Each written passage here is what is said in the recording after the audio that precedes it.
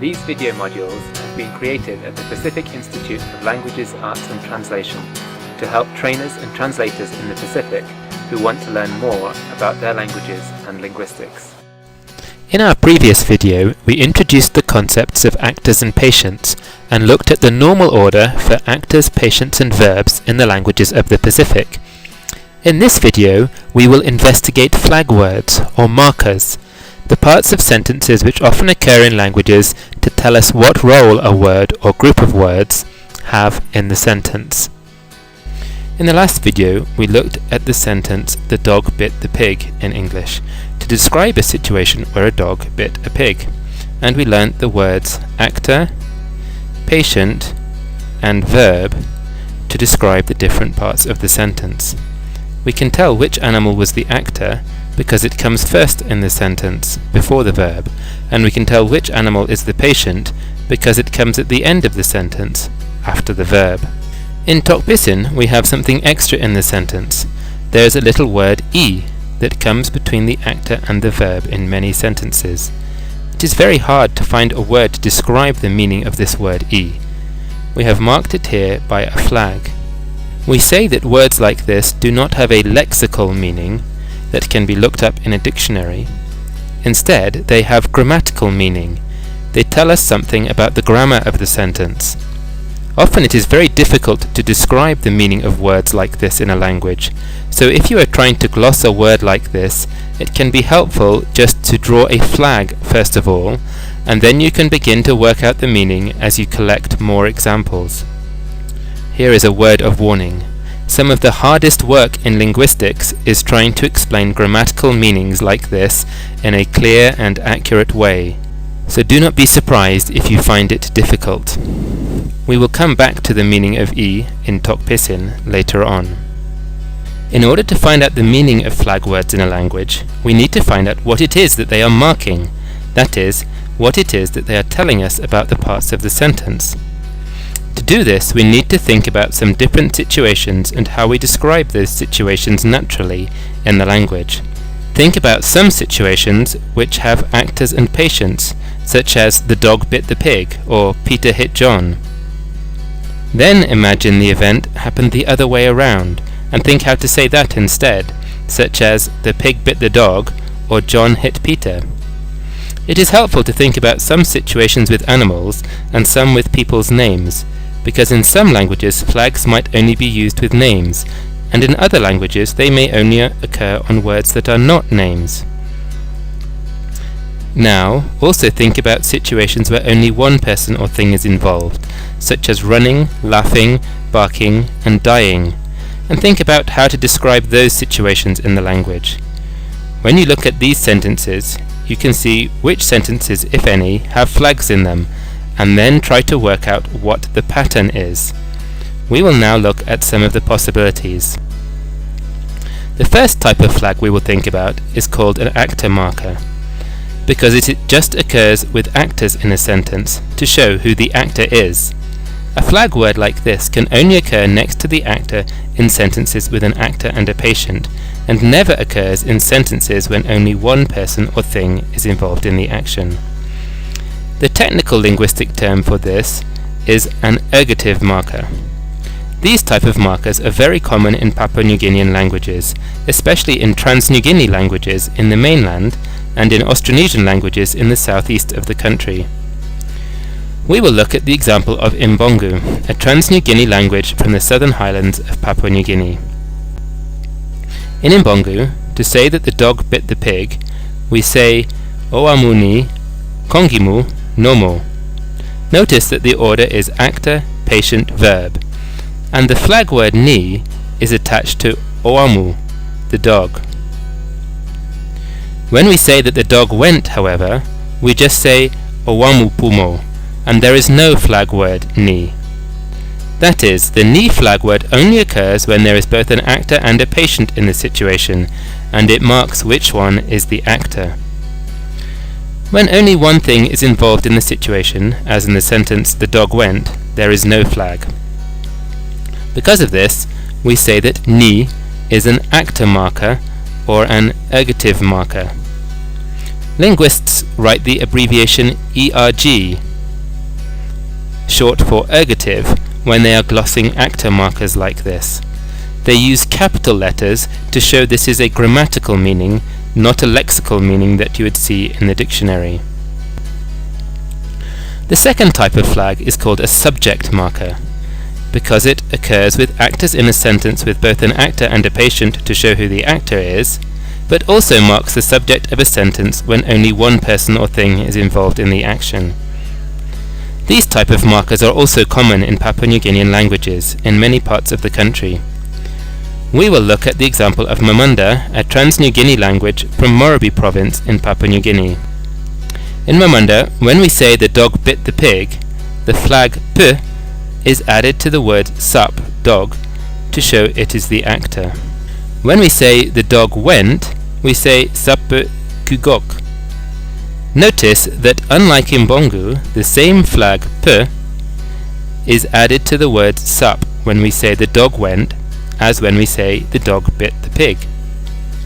Because the flag is the same whether or not there is a patient in the sentence, we can say that it is a subject marker, showing us what the subject of the sentence is in both kinds of sentence. Linguists usually write the letters SBJ to gloss a subject marker like this, using capital letters to show that this is a grammatical meaning. The third type of flag is called an object marker, because it occurs with patients in a sentence with both an actor and a patient, to show which part is the patient. An object marker does not appear when there is only one person or thing involved in the action. Object markers occur in some Papua New Guinean languages, especially in the Sepik. We will look at the example of Watam, a non-Austronesian language from the Madang and East Sepik provinces of Papua New Guinea. In Watam, to say the dog bit the pig, we say Kioan makaman mo gweri. The flag word mo comes just after the patient to show who the action happened to. When we say the dog went, we say Kioan rukupri, and there is no mo flag, because the action did not happen to anything, only the dog is involved.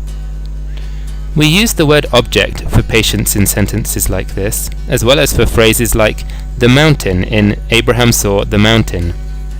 Since markers like mo usually mark other kinds of objects as well as just patients, we usually call this an object marker, rather than a patient marker. Linguists usually write the letters OBJ to gloss an object marker, using capital letters again to show it is a grammatical meaning.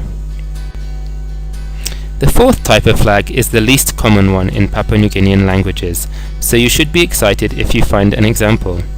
This type of flag is called an absolutive marker, and is used to mark the patient in a sentence which has both an actor and a patient, but it also marks the only person or thing involved in sentences like the dog went. We will look at the example of Kasawa, a Trans-New Guinea language from the southern highlands of Papua New Guinea. In Kasawa, to say the dog bit the pig, we say Kaso yewi kopowa taukeye. Notice the flag wa on the word kopo, pig, to show it is the patient. So it is not an actor marker, our first type of flag, or a subject marker, the second type of flag. When we say the dog went, we say Kasowa hapakeye, and again the flag wa is used. However, here it marks the dog, kaso, not the patient, so this is not an object marker. This kind of marker, which marks the patient in a sentence with both actor and patient, but also marks the only thing involved in a sentence without a patient, is called an absolutive marker. Linguists gloss this with the letters ABS for absolutive, using capital letters to show this is a grammatical meaning. Notice that Kasawa also has an ergative marker. Can you see it? Yes, the yewi that has been added to kaso, the dog, only when it is an actor, is an ergative marker. Let's review all four kinds of markers.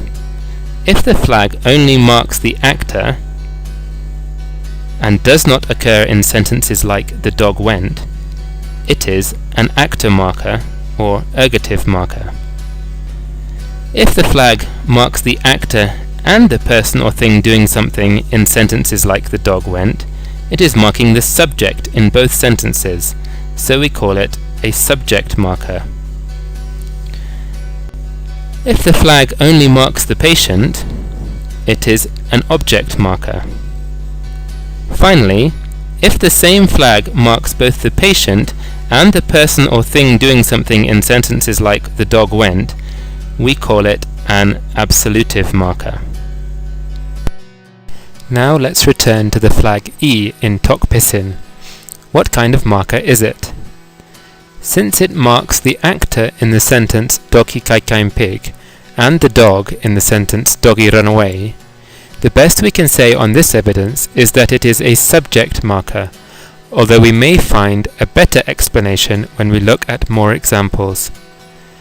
This has given us the basic ideas about these kind of markers. Unfortunately, real languages are a little bit more complicated.